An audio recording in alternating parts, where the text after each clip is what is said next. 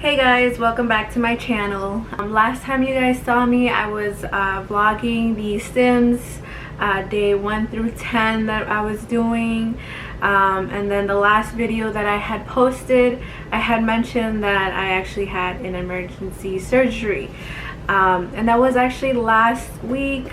Let me see.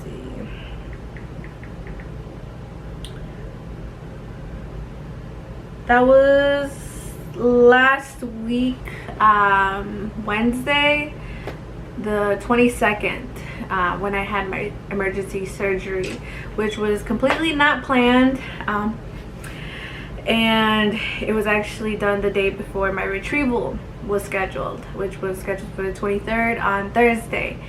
So I want to talk about how I ended up having an emergency surgery on the 22nd last week, Wednesday.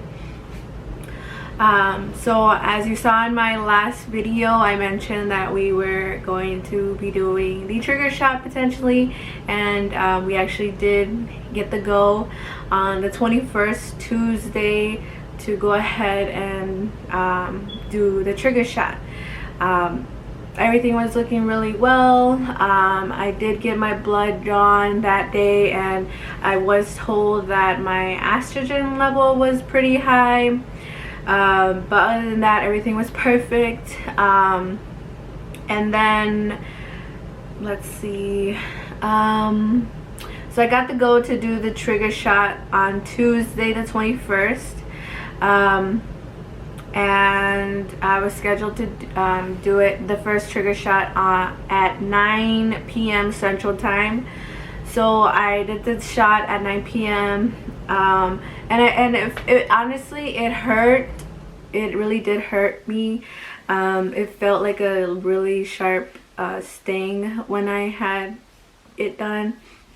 And 2 hours later, at 11 p.m. Central Time, I did start feeling really dizzy, really nauseous, just really like icky, emotional, like everything that I did not feel doing the STIMS, I felt doing that one shot. And I'm not sure, maybe it wasn't even the shot. Honestly, at this point, I don't think it was the shot that was giving me those symptoms.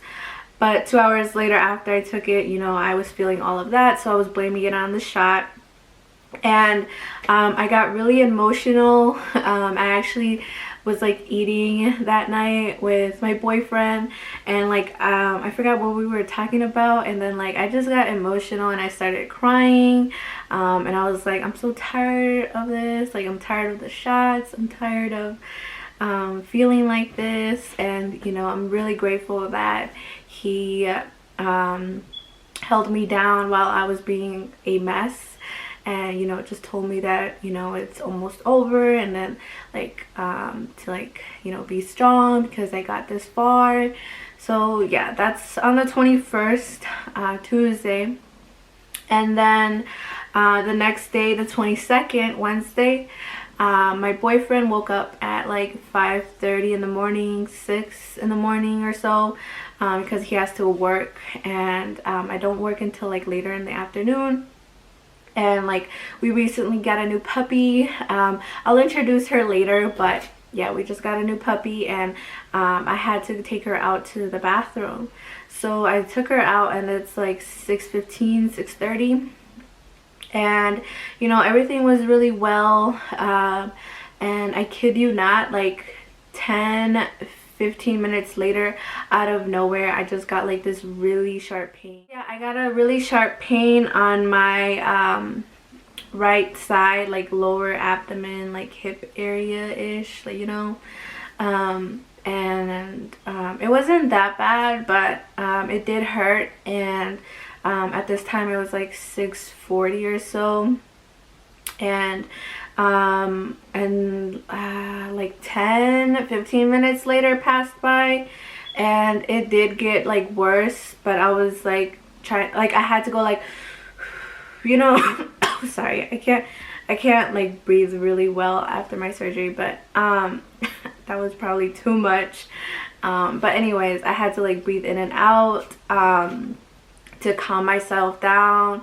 and like I was trying to toughen it up because I was like, oh, it was probably the trigger shot from last night, you know, it's probably like activating all my follicles, because I don't know how many follicles I have. All I know is that the nurse kept telling me, sorry, the nurse kept telling me that my follicles were really like big and like I had a lot. I never asked her how many I had because I wanted to know the day of retrieval. And anyways, so I was blaming it on the trigger shot, you know, thinking that my follicles were big and they were just like, you know, bothering my right side. And it's like 7:20 or so in the morning at this point, and I did have a appointment scheduled for 9:30 in the morning. God, I'm sorry. So I had a 9:30 appointment for an ultrasound and blood draw again, and right now it's like 7:20 in the morning, and the pain has gotten worse. Like every 10 minutes it just gets worse and worse and worse. It's 7:40, I want to say, and at this point I'm just like dying. Like I feel like I'm dying. Like it hurts too much for me to handle, and like I want to take something but I'm not supposed to. So I call the nurse because they open up at 7:30 and it's 7:40 at this time, and I call them and I'm like, hey, like I don't feel good, and yada yada yada, like can I come in sooner? And then the nurse lets me know like, hey, it's probably your estrogen level that's really high, you're feeling discomfort. And then she tells me, did you pick up the pills that we sent to the pharmacy? And I was like no, I did not, you know, it's probably that, like my fault, like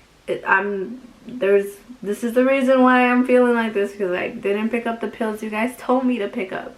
So, you know, I let her go, and then I need to go to the pharmacy, but I feel really like tired from all this pain. So I call my dad and I'm like, hey, can you pick me up? Can you take me to the pharmacy real quick and take me to my clinic appointment at 9:30? And he says, yeah, like I'll be there. So I let my dad go, and right after I hang up with him, I actually feel really dizzy, really like nauseous. And then time went by, and then my dad is basically almost here, and then I threw up again. And every time I threw up, it felt like, sorry if it's just TMI, but it honestly felt like I was throwing up medication. And I was like, oh my gosh, like I'm probably reacting really bad to the medication that I just took, like the trigger shot and the Lupron. That's what I took, Lupron. And I was like, it's not like something's happening, like something's wrong. So my dad gets here and he starts driving, and at this point, guys, like it's really bad. Like I'm over here dying. I'm over here like, you know, like just holding my stomach as if I'm pregnant. Like I was pregnant once before, and this pain was so much worse than contractions. And my dad, as he's driving, every bump that he hit, like the rough road, it really hurt my stomach. Like it hurt my stomach, it hurt my right side, my lower right side. It just hurt. And my dad, he was like, oh, I need to put gas. And I was like, really? Like you need to put gas right now? But I was like, okay, go ahead, do it real quick. And I knew once he pulled up to the gas station that I was just gonna throw up again. And I did. I threw up. And then at that point my dad was like, oh my gosh, like we gotta go. So he we left. So at this point my dad knows that, you know, I'm really serious about how I feel. So he tried to drive as quickly as he could, you know, being responsible and all that. It was a 49-minute drive to my clinic. So we get there, we're almost there, basically like a block or two away, and I call my clinic and I'm like, hey, like I need someone down here with the wheelchair. Like I can tell I'm in so much pain that I'm barely gonna be able to walk. Oh, and before I go on with the story, my appointment's at 9:30, right? And it's like 8 something, 8:50. They told me that I cannot miss my second trigger shot, which I had to do at 9. So while I'm in pain and all this, I'm in the car. I actually brought my Lupron shot with me, and throughout the pain, I was like, you know, I still gotta give myself a shot. So I did. I gave myself my second Lupron shot while I was in so much pain in the car.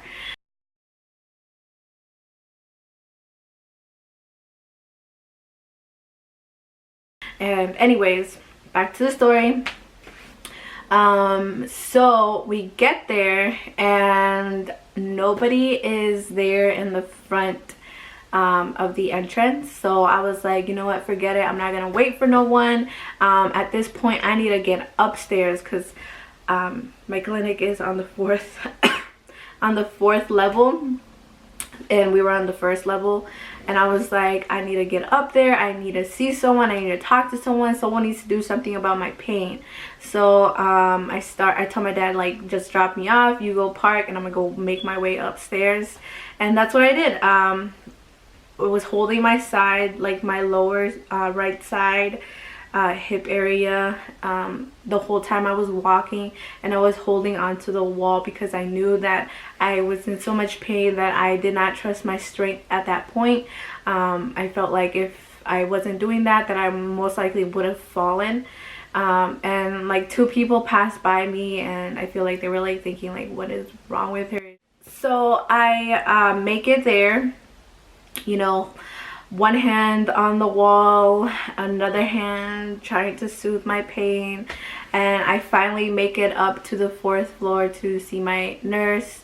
All the people from the, you know, the clinic, the ladies, they recognized me, they saw me, they immediately went into action and took me into a little room, and they were asking me all these questions. My RE came in and he started asking me questions as well, like the same questions the ladies asked me before he came in, you know, same thing. And he's like, oh, well, we need to do an ultrasound. And he automatically knew probably what was wrong with me by just me telling him how I felt. And that's when he told me, he's like, I think your ovaries twisted. And the only way that they could determine that is by doing an ultrasound. And I was like, an ultrasound? Obviously, it was going to be a vaginal ultrasound. Hey guys, sorry, my camera died. But anyways, back to the story. So, you know, where did I leave off? They needed to do an vaginal ultrasound. And obviously, who wants that done when everything down there hurts? That's the last thing I needed, but I was like, you know what, go ahead and do it, get it over with. And the pain was so unbearable. So they only had the ultrasound inside for about 10 seconds or so, and they did determine that, you know, I did have my ovaries twisted. So they needed to reel me into the ER real quick. Luckily enough, my clinic is actually located right in front of the hospital, so they were able to just wheel me over there. Basically, it's like connected, so it wasn't like I was like crossing the street in a wheel, like the bed chair thingy. But yeah, and all the nurses from my clinic, the fertility clinic, 2 of them actually, my main nurse actually wheeled me through. She stayed up until basically up until my surgery. And when they wheeled me to the hospital, they gave me medications and all that, so I would calm down, stronger ones than what my fertility clinic was able to give me. And I was in so much pain. They were really fast. The doctor came in and she basically told me, she's like, look, what happened was your ovaries twisted on themselves, and we have to do a surgery to have it untwisted, and if that doesn't work, then it will potentially mean having my right ovary completely removed.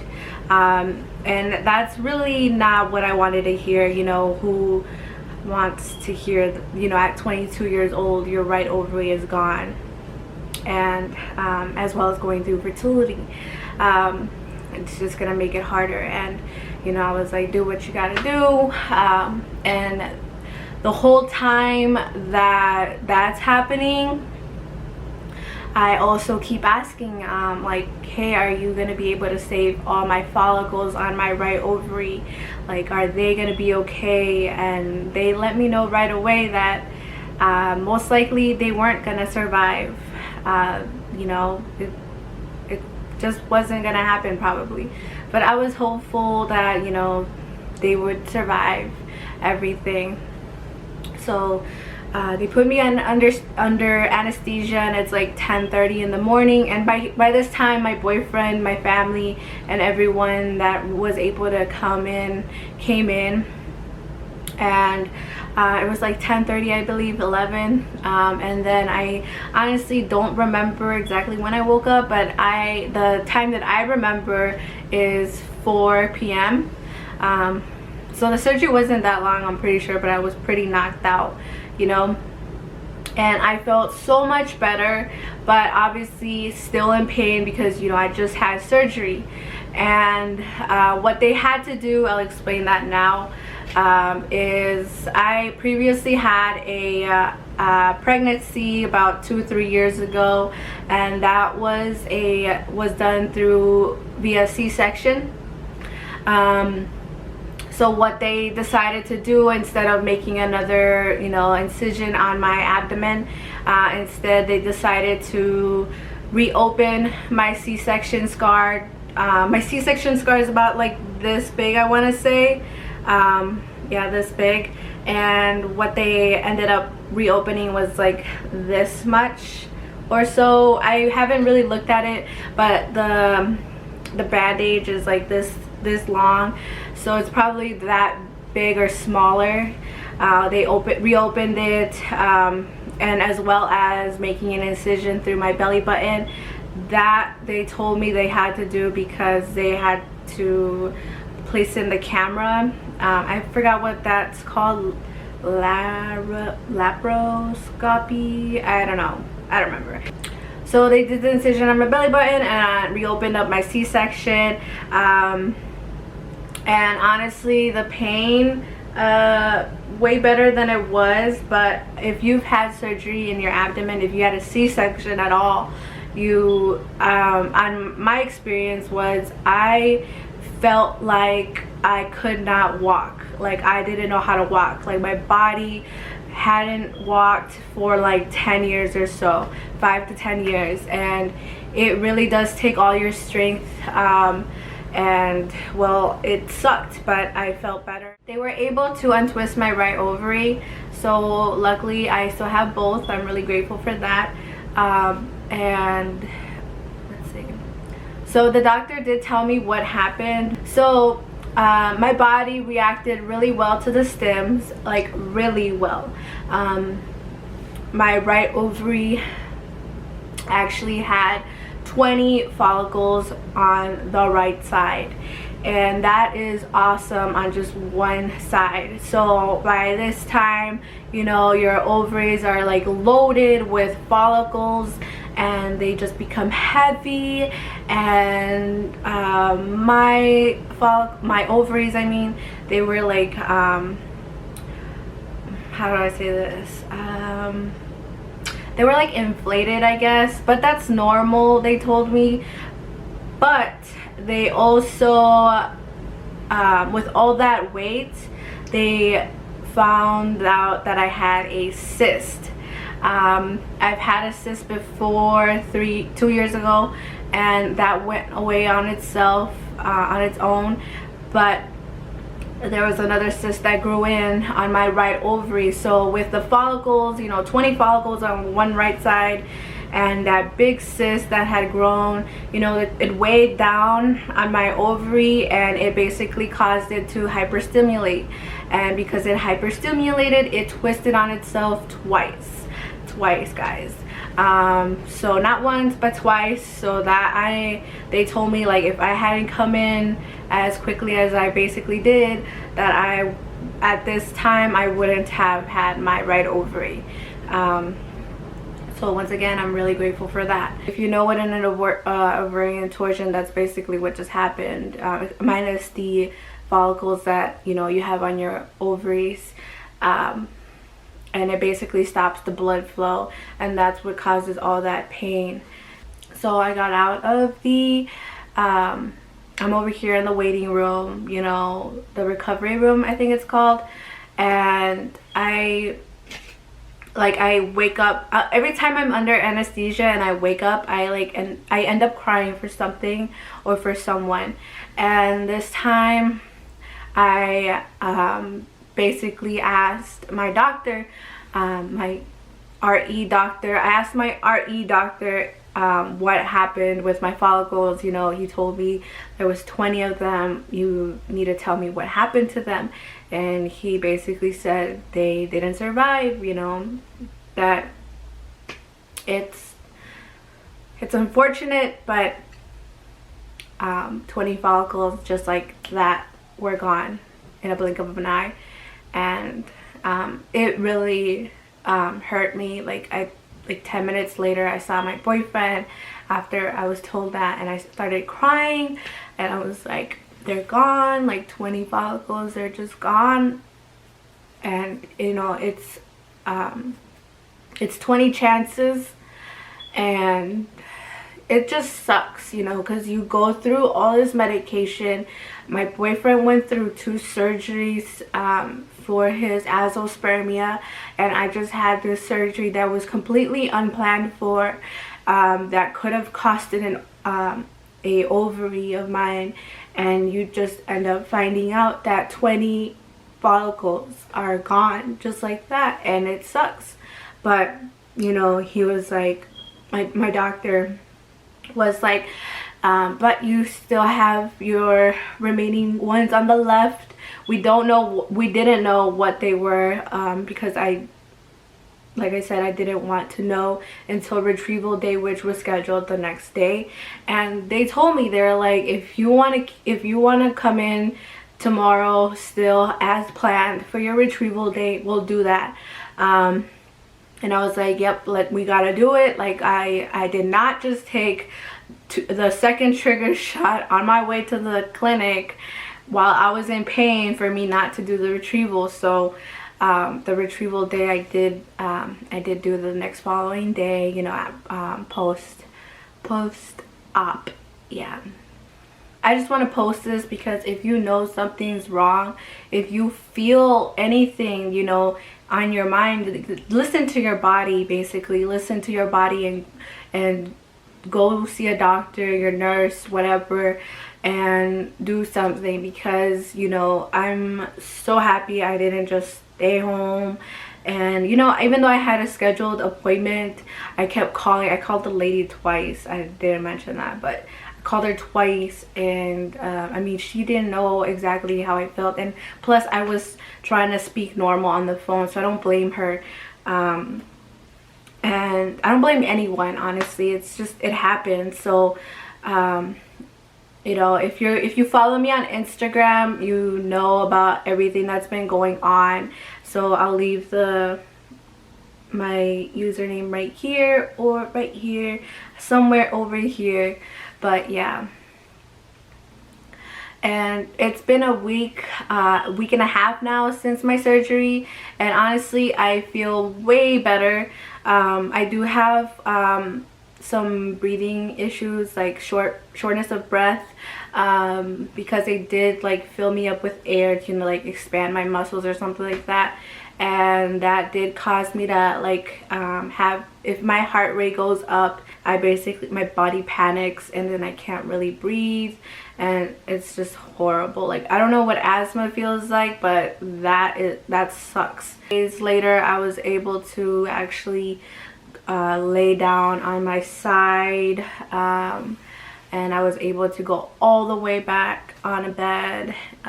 So thank you for watching. Hopefully this explained what really happened with me. I did try to explain it on my Instagram. A lot of people are so amazing and reached out to me on Instagram, and you know, they wished me luck on my left ovary. And I'll do my retrieval day video next, so watch out for that, and I'll let you guys know the results. But obviously, if you follow me on Instagram, you already know I'm like a week behind on YouTube, so bear with me.